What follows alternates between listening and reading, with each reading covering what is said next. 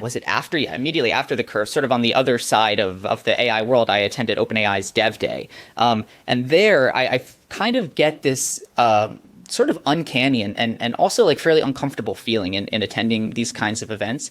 Very nice. They did a good job. They're, again, like the part of me that's excited by these technologies is excited when, now ChatGPT integrates all these interesting apps and now it's easier to make agentic workflows and all this. But I will say OpenAI, their rate of change has clearly been more towards productization than like the sort of raw, interesting AI stuff. Maybe better for the safety oriented people, but, kind of we can bracket that.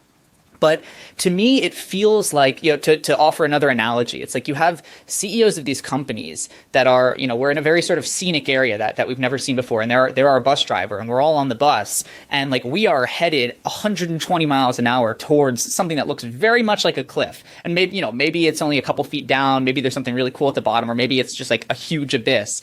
And all of us are sort of on the bus and we're driving by, maybe to torture this analogy a bit, we're driving by and there are sort of billboards everywhere about, ooh, like, look at how beautiful this area is. Look at how fun this all is. And everyone on the bus is just sort of oohing and awing at all these billboards. And there's, especially at that event, it felt like me and, Kevin Roos and co were there. And we kept kind of looking at each other and talking about this. And we're like, are you sort of seeing what, like, I see a cliff over there. It's like, yeah, I see a cliff too. And everyone here is just, I like to sort of colloquially dub this the like Q4 prophets kind of framing, where it's like people are looking far too short term at these technologies, if they can even be called that, which I think will come up for sure in this conversation. And we're not taking the sort of kind of mile high view here. We are really missing the forest. We are getting really distracted by the trees here.